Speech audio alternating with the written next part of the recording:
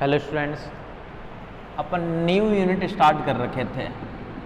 अपन जो कर रहे थे वो टॉपिक बोल दो या फिर यूनिट बोल दो सेकंड, या फिर चैप्टर का नाम ले लो। चैप्टर का नाम क्या क्या था? Complex integration. Complex integration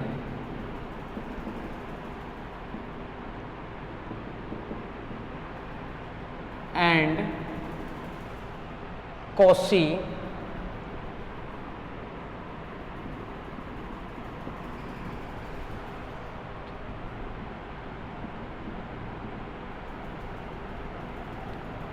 गुरसेट theorem.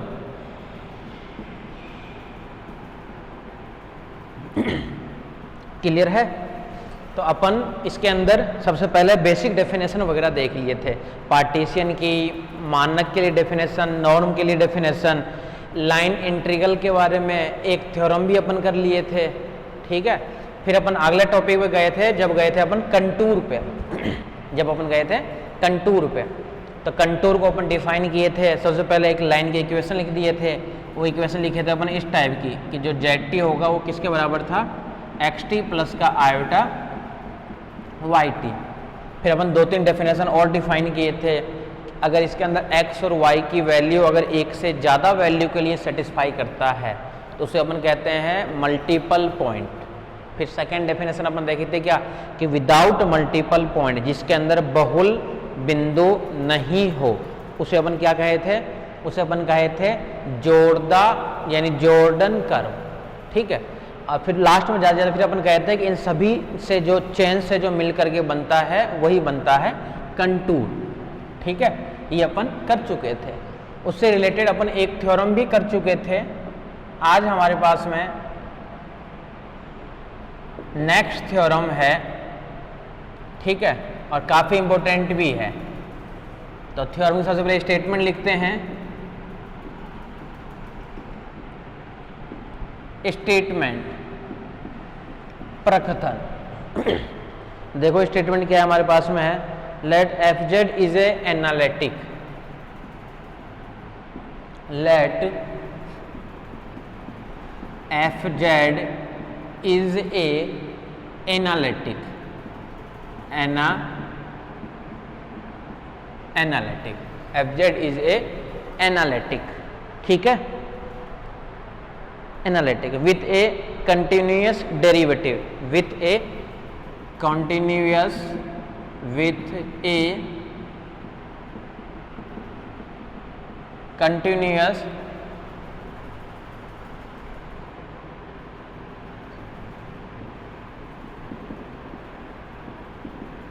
continuous derivative in a simple connected domain, in a simple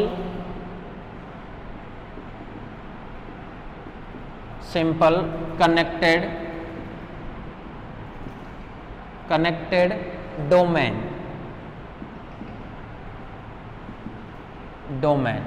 simple connected domain। ठीक है जी। if C is a closed contour, if C is a closed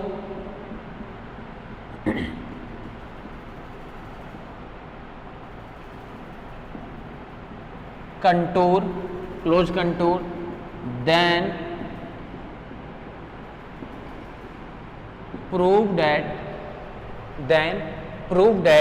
proof करना है gamma f z d z equal to 0। Gamma f z d z, या फिर contour के लिए भी बोल सकते हो कि अपन सी लिख रखे हैं क्लोज कंटूर का नाम, तो कंटूर के लिए एफ जेड डी जेड का मान 0 होता है। ठीक है, हिंदी में अगर अपन लिखना चाहें इसको तो माना कि एक सा संबद्ध प्रदेश जी में, माना कि एक सह संबद्ध प्रदेश जी में एक संबद्ध प्रदेश जी में एफ जेड विश्लेषिक फलन है तथा एफ जेड विश्लेषिक फलन है तथा विश्लेषिक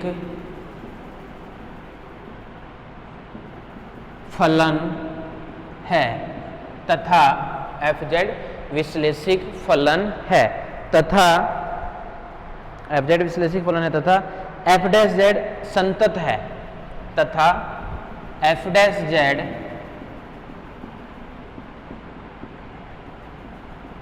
संतत है। एफ डैश जेड जो है वो है संतत है।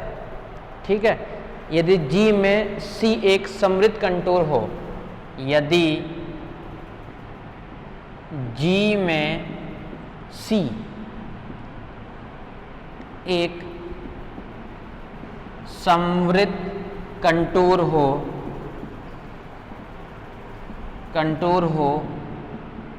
तो सिद्ध कीजिए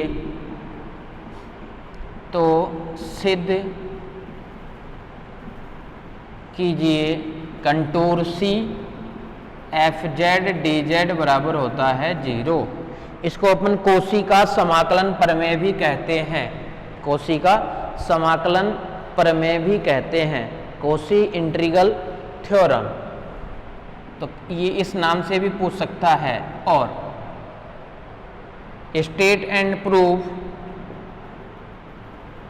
and proof Cauchy integral theorem, मैं लिख देता हूं यहाँ पे हिंदी में, कोशी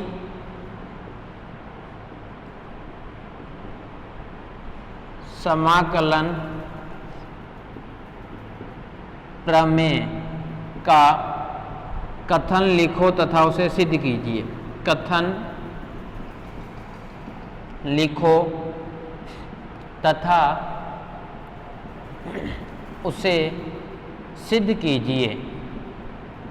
अब इसको ध्यान से देखना इस थ्योरम को।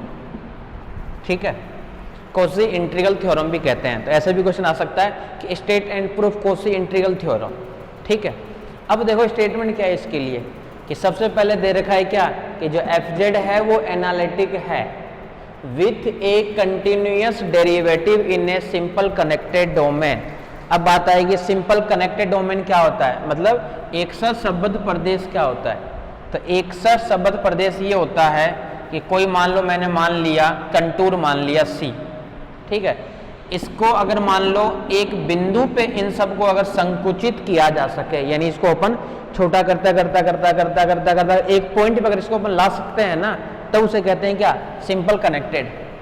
ठीक है, सिंपल कनेक्टेड। तो ये होता है सिंपल कनेक्टेड। इसके भी डेफिनेशन देखेंगे इस थ्योरम के बाद में, इसी का अपन डेफिनेशन करेंगे। अभी पहले ये देख लो, अगर कोई क्लोज कंटूर है, अगर कोई क्लोज कंटूर है तो उसके अंदर क्या होता है कि एफ जेड डी जेड का मान 0 होता है। एफ जेड विश्लेषिक फलन है, ये ध्यान रखना बस।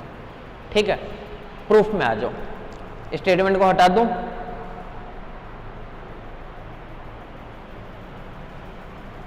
स्टेटमेंट को हटा रहा हूं मैं यहां से। ठीक है, तो तभी प्रूफ कर पाएंगे अपन।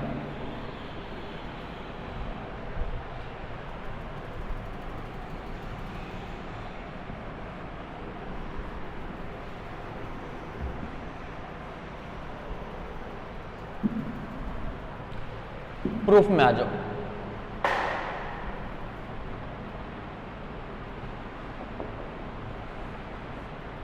प्रूफ में आ जाओ।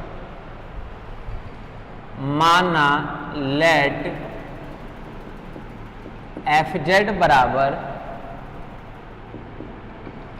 You x y plus iota v x y. माना एफ जेड बराबर ये पूरा मान तथा z बराबर x plus iota y, d z बराबर d of x plus iota dy। Given that दिया हुआ है f z is a analytic function, f z is a analytic function, ठीक है, एनालिटिक फंक्शन, देन हमें सिद्ध करना है, we have to prove that, हमें सिद्ध करना है contour f z d z बराबर होना चाहिए 0। अब कंटूर कैसा होना चाहिए, वो भी कंटूर भी होना चाहिए, क्लोज कंटूर होना चाहिए, कंटूर होना चाहिए क्लोज कंटूर, तो ही कह सकते हैं अपन कि इसके लिए एफ जेड डी जेड का मान 0 होगा, ठीक है। देखो इधर ध्यान से,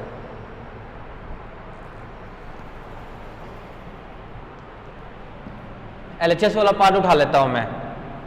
कंटूर सी एफ जेड का मान क्या लिखे हैं अपन, इक्वेशन नंबर 1 डाल दिए, इक्वेशन नंबर 2 डाल दिए। एफ जेड का मान क्या है, u x y plus iota v x y, f z, फिर साथ में डी जेड, और डी जेड क्या है, फिर से ब्रैकेट में d x plus iota d y. किससे लिखें, इसका नाम डाल देता हूं, समीकरण नंबर 3, यूजिंग, यहां पे लिख देता हूं नीचे, यूजिंग, आगे ब्रैकेट में लिखना है, यूजिंग 1 एंड 2, समीकरण 1 तथा समीकरण 2 को यूज करके समीकरण 3 बना दिए अपन, ठीक है, कोई दिक्कत नहीं है। इसको अगर अपन मान लो सॉल्व करना चाहें, इसको अपन ऐसे लिख सकते हैं, इसका मान अपने को 0 लाना है बस, कंटूर, इसको अपन देखो शॉर्ट में एक्स वाई का तो फलन है ही, देखो इसको अपन ऐसे लिख सकते हैं कि u प्लस आयोटा वी, अब फिर से डी एक्स प्लस का आयोटा डी ऑफ वाई, लिख सकते हैं इसको ऐसे। इसको ऐसे भी लिख सकते हैं, देखो सी u जब इससे मल्टीप्लाई हो तो क्या मिलेगा, u D x, real part देख रहा हूं मैं, आयोटा वी इससे होगा तो इमेजिनरी आएगा, आयोटा वी जब इससे होगा तब मिला देगा आयोटा स्क्वायर यानी -1, यानी माइनस का, साथ में क्या मिलेगा, वी डी वाई। ये तो हो गया फर्स्ट वाले पार्ट के लिए रियल पार्ट। इमेजिनरी पार्ट गुणा में ये ध्यान रखना, यू डी एक्स माइनस का वी डी वाई, ठीक है, कोई दिक्कत नहीं है। फिर देखो प्लस दूसरा कंटूर तो क्या क्या रहेगा, plus contour iota, iota common ले लिया, यहाँ से क्या मिलेगा, वी डी एक्स, यहाँ से मिलेगा वी डी एक्स, और आयोटा कहाँ से मिलेगा, जब बोला ये उससे होगा तो प्लस का यू डी वाई, ठीक है, ये हो गया हमारे पास में। इन दोनों को मिलाकर के अपन ये वैल्यू लिख दिए, ठीक है। विश्लेषिक होने के लिए नीचे लिख देता हूं, विश्लेषिक होने के लिए कौशी रीमान समीकरण को संतुष्ट करेगा, कौशी रीमान समीकरण को संतुष्ट करेगा, संतुष्ट करेगा, विश्लेषिक होने के लिए कौशी रीमान समीकरण को संतुष्ट करेगा, विश्लेषिक होने के लिए, ठीक है। इट मीन्स अपन कह सकते हैं कि अगर कोई पूछे कि एफ डैश जेड का मान बताओ तो अपन क्या लिखेंगे, डेल यू अपॉन में del of x plus iota del v upon में डेल ऑफ एक्स, ऐसे लिख सकते हैं, क्या कोई दिक्कत नहीं है क्या, डेल यू अपॉन में डेल ऑफ एक्स यही तो होता है, plus iota del v upon में डेल ऑफ एक्स, ठीक है। और ये भी कह सकते हैं इसके जो चारों फॉर्मेट रहेंगे ना कौशी इंटीग्रेशन वाले में से विश्लेषित फलन के लिए, वो चारों विश्लेषक भी होंगे। इसको ऐसे भी लिख सकते हैं, देखो v के लिए करें अपन तो डेल v अपॉन में del of y minus iota del v upon में del of y, del u वाले में आ जाएगा ये, तो डेल v अपॉन में del of y minus iota del u upon में डेल ऑफ y, ये भी अपन लिख सकते हैं, कोई दिक्कत नहीं इसमें भी, ठीक है। यहाँ तक कोई दिक्कत नहीं है, इसको छोड़ दो, इसका नाम डाल दो इक्वेशन नंबर 4। अब इसके अंदर देखो हमें तो इसको जीरो करना है, उसको भी छोड़ दो, इसको भी यहीं भी लिख सकते हैं, सिंस ये तो दिया हुआ है ना, इसी को बस अपन बढ़ा बढ़ा के लिख रहे हैं। टारगेट हमारे पास में ये है, बस इसको जीरो बनाना है, तो आपकी नजर होनी चाहिए इस वाले पे, इसको हम जीरो कैसे करें। ये तो जो दिया हुआ है इसी को अपन बढ़ा रहे हैं, वो थोड़ा सा बड़ा करने के लिए, बस काम तो केवल 2 स्टेप का है। ये भी कह सकते हैं कि अपन कि डेल यू अपॉन में del x, del u upon में del y, del v upon में डेल एक्स और डेल वी अपॉन में डेल ऑफ वाई संतत भी होंगे, दिया हुआ था। कंटिन्यूअस भी तो होगा ही है, संतत भी होंगे, ये भी कह सकते हैं, कोई दिक्कत नहीं इसके अंदर, ठीक है। अब ध्यान रखना, इसको प्रूफ करने के लिए अपन बीच में एक थ्योरम काम में ले रहे हैं जिसका नाम होता है ग्रीन प्रमेय, ग्रीन थ्योरम, ठीक है। इसका प्रूफ अपन बाद में देखेंगे, पहले इसको अपन डायरेक्ट यूज में ले लेते हैं। We know that Green theorem is, Green theorem क्या होती है Green theorem? C p d x plus का q d y equal to del q upon में del of x minus del q upon में del of x, del p by del y और del p upon में del of Y,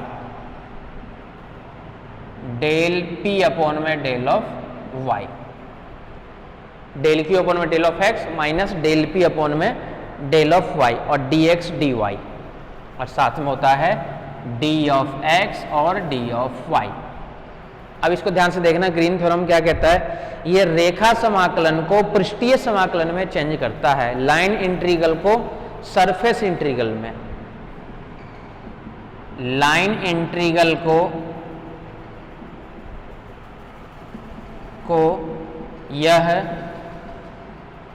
surface integral में परिवर्तित करता है, परिवर्तित। तो इसका काम केवल ये होता है कि जितने भी अच्छा लाइन इंटीग्रल तो समझिए ना, रेखा समाकलन उसको चेंज किसमें करता है, सरफेस इंटीग्रल मतलब पृष्ठीय समाकलन में। इसका काम यही है कि ये क्या करता है कि जो भी लाइन इंटीग्रल है इसको उठा करके पृष्ठीय समाकलन में चेंज कर देता है। इसलिए लग गया देखो जी, साथ में डेल क्यू बाई, ये क्या कहता है, दूसरे वाले का एक्स के रिस्पेक्ट में, पहले वाले का वाई के रिस्पेक्ट में डेरिवेटिव करो, उसको सॉल्व करो। तो इसको अपन काम में लेंगे, ध्यान रखना, इस थ्योरम को प्रूफ करने के लिए अपन इसको बीच में काम में लेंगे, ठीक है। इसका काम क्या है, लाइन इंटीग्रल को सरफेस इंटीग्रल में चेंज करता है ये। अब आ जाओ, देखो यही फॉर्मेट है, देखो पी डी एक्स प्लस का क्यू डी वाई, वही तो है एक तरीके से। नाउ अतः समीकरण 4 से पहले मैं अलग अलग मान निकाल लेता हूं, u d x minus v d y, ठीक है, u d x d y equal to, इसको क्या लिखेंगे अपने इस वाले से, सरफेस इंटीग्रल में चेंज हो गया। सरफेस इंटीग्रल बाद में क्या कहता है कि del q by del x, यानी यहां पे क्या रहेगा माइनस का डेल वी अपॉन में डेल ऑफ एक्स, फिर बीच में आता है माइनस, ये क्या करता है पहले वाले का y के रिस्पेक्ट में, यानी u का y में, यानी माइनस डेल u अपॉन में डेल ऑफ y और साथ में dx और साथ में dy फिर से, ठीक है। इसके अंदर फॉर्मूला लगा दिए। सिमिलरली दूसरे वाले को निकालना चाह रहे हैं अपन, v dx plus u dy equal to जी डेल u अपॉन में, डेल u अपॉन में दूसरे वाले का पहले में डेल ऑफ x माइनस पहले वाले का y में, यानी डेल v अपॉन में डेल ऑफ y और फिर साथ में dx और dy। ये भी क्लियर है कि पहले ये बताओ क्या किया अपन, इसके इधर वाली जो वैल्यू थी उसको अपन एज इट इज छोड़ दिए और लाइन इंटीग्रल वाले को अपन काम में ले लिए। ठीक है, इसको बस इसमें ये चेंज कर रहा है, उसके अकॉर्डिंग अपन इसको ले लिए। ठीक है, यहाँ तक फिर से देख लेना। एफ जेड डी जेड को 0 दिखाना था, एफ जेड भी जानते थे, डी जेड भी जानते थे, उसको रख दिए इसके अंदर। रखने के बाद में अपन बस एक फॉर्मूला काम में लिया, यहाँ पर नई चीज़ वो है ग्रीन थ्योरम, क्योंकि इसको 0 करना है, ये 0 हो ही नहीं पाएगा जब तक इसको काम में नहीं लोगे ना, जब तक ये 0 नहीं हो पाएगा। इसलिए इसको अपना टारगेट तो होना चाहिए 0 करने के लिए। अब 0 करने के लिए अपन इसको काम में ले रहे हैं, इसकी जगह इसका भी निकाल दिया, इसका भी निकाल दिया। बोले अभी भी 0 कहाँ होगा, बोले इसके अंदर अगर पुट भी कर दोगे ना मान, तो भी ये 0 नहीं होगा। पुट करने के बाद भी, पुट करने के बाद भी ये 0 नहीं देगा। अब देखो, बोले जब 0 नहीं देगा पुट करने के बाद में, बोले फिर क्या कर सकते हैं, लगा दो सीआर इक्वेशन, एनालिटिक तो है ही ना। बोले जैसे ही इसके अंदर पुट करोगे तो क्या क्या मिलेगा, सरफेस इंटीग्रल यानी पृष्ठीय माइनस का del v by del x. अब सीआर इक्वेशन को याद करो, डेल यू अपॉन में डेल ऑफ एक्स किसके बराबर होता है, डेल वी अपॉन में डेल वाई के बराबर होता है। और डेल यू अपॉन में डेल ऑफ वाई ये क्या होता है, माइनस का डेल वी अपॉन में डेल ऑफ एक्स। बोला पहला मान है वो माइनस का del v by del x, बोले इसको लिख दो ना del u by del y, जो पूरा ही कट जाएगा, 0 आ जाएगा। बोला इसको फिर क्या करें, बोले इसको भी काटो, del u by del x तो है ही, तो del u by del x लिख दो del u by del y. बोला वो भी उसके साथ में कट जाएगा, इसी को अपन यूज में लेंगे। अब तो देखो पहले दोनों को मान रख देते हैं यहाँ पे, देखो क्या क्या वैल्यू आएगी हमारे पास में। इसके अंदर देखो फर्स्ट वाले क्या मिलेगा, माइनस का del v by del x, minus का डेल वी अपॉन में del of x, minus del u by del y, minus del u upon में डेल वाई dx और dy, प्लस आयोटा, फिर से देखो क्या क्या है, del u by del x यानी डेल यू अपॉन में del of x, minus del v by del y, minus del v upon में डेल ऑफ वाई, और फिर साथ में है dx और dy। इसको हमें 0 करना है। ठीक है, Kosi CR equation, Kosi Riemann समीकरण से, कोसी रीमान समीकरण से एक जेड तरफ तो चल ही रहा है क्या, contour f z d z वो तो चल ही रहा है। Del u by del x को अपन चेंज करेंगे, माइनस का del v by del x को क्या लिखेंगे, del u by del y, del u upon में del of y, minus del u upon में डेल ऑफ वाई, साथ में dx और फिर से dy, प्लस आयोटा, सेकंड वाला पार्ट क्या आ जाएगा, g वाला मान, यानी g के साथ में डेल यू अपॉन में del of x as it is है ही, और यहाँ से लाइन इंटीग्रल वाला पार्ट, यानी डेल यू अपॉन में डेल एक्स का आ गया डेल वी अपॉन में del of y, del v upon में डेल ऑफ वाई। ठीक है, और माइनस का फिर क्या मिल गया, डेल वी अपॉन में डेल ऑफ वाई, और साथ में dx और dy। बोले ये इसके साथ में कैंसिल, ये इसके साथ में कैंसिल। तो एक तरफ तो क्या चल रहा था, contour f z d Z, इसी को अपन सॉल्व कर रहे थे, इसको अपन ये लिखे फिर ये लिखे, और इसका मान क्या आ गया, वो आ गया अपने पास में 0, ये आ गई वैल्यू। ठीक है, तो ये थी हमारे पास में थ्योरम, इंपॉर्टेंट थ्योरम है, इसको कई बार पूछ भी रखा है, 3-4 बार पूछ रखा है। एक चीज और बता दूं, इस चैप्टर नंबर जो 7th है ना, इसके अंदर टोटल ही 5 थ्योरम है, और इस यूनिट के अंदर आधा पोर्शन तो यहीं से मिल जाता है। इसको आधे पोर्शन के लिए तब जाओगे 8वें चैप्टर पे, हालांकि मैं 8वां भी कराऊंगा।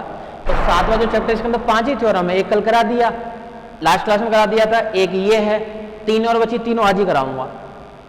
ठीक है, तो पांचों थ्योरम को याद कर लो मतलब उसको समझ लो, फिर एक क्वेश्चन आता है, क्वेश्चन तो इसके बहुत ही आसान होते हैं। ठीक है, तो ये पार्ट कौन सा था हमारे पास में, कोसी समाकलन प्रमेय, कोसी समाकलन प्रमेय, इसको हमें इसी तरीके से सॉल्व करना पड़ेगा।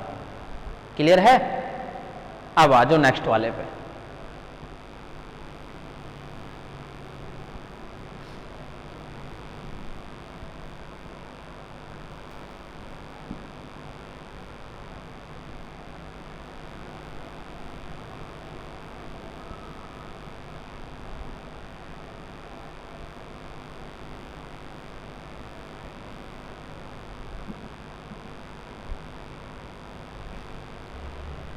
आ जाओ नेक्स्ट वाले पे। नेक्स्ट क्या कहता है, नेक्स्ट थ्योरम से पहले आपको एक डेफिनेशन देखना पड़ेगा। यहाँ पे एक डेफिनेशन देखो, फिर चलेंगे अपन नेक्स्ट थ्योरम पे। एक संबद्ध तथा, नया टॉपिक भी बोल सकते हो, तो स्टार लगा के लिखना, सिंपल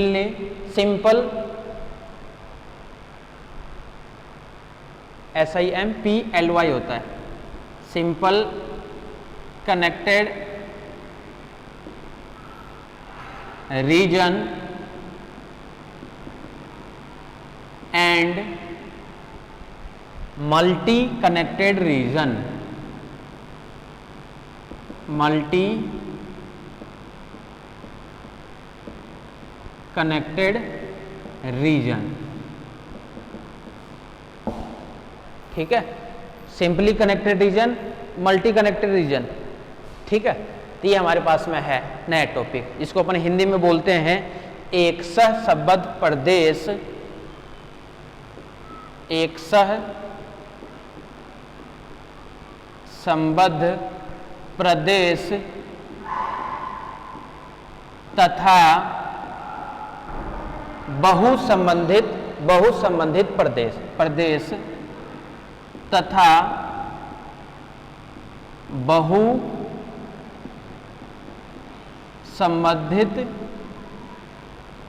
प्रदेश। ये हमारे पास में नया टॉपिक है, simply connected region and multi connected region, एक सहसंबद्ध प्रदेश तथा, ये सारा कंटूर में ही चल रहा है, कंटूर में ही चल रहा है कि कौन होता है सिंपली कनेक्टेड रीजन, अभी नाम आया था ना सिंपली कनेक्टेड रीजन का, वही चीज है ये, और कौन होता है मल्टी कनेक्टेड रीजन। ठीक है, तो वही चीज अपन देखना चाह रहे हैं। एक संबद्ध प्रदेश को, एक संबद्ध प्रदेश को एक सहसंबद्ध प्रदेश कहते हैं, प्रदेश कहते हैं यदि एक संबद्ध प्रदेश को एक सहसंबद्ध प्रदेश कहते हैं यदि प्रदेश में प्रत्येक सम्मिलित वक्र, यदि प्रदेश में प्रत्येक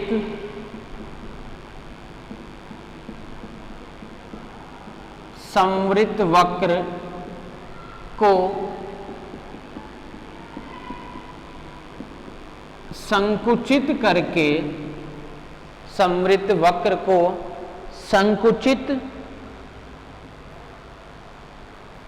संकुचित करके एक बिंदु तक लाया जा सके, संकुचित करके एक बिंदु पर लाया जा सके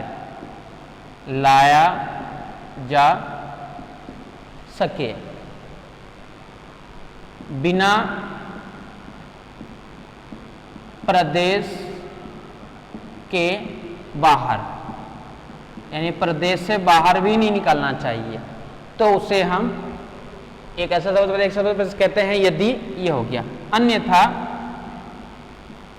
अन्यथा बहु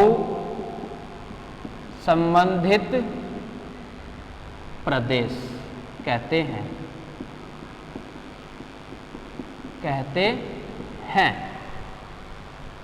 ठीक है, ये कहना चाह रहा है ये कि कोई आपके पास में कंटूर है, मान लो ये कंटूर है इस टाइप का, कैसा भी मान सकते हो आपने पास में, जैसे ये मान लिया कंटूर। ठीक है, इसके अंदर अगर पूरे कंटूर को संकुचित करके, यानी इसको एक बिंदु तक अगर मान लो संकुचित कर देना अपन, यानी पूरे को छोटा सा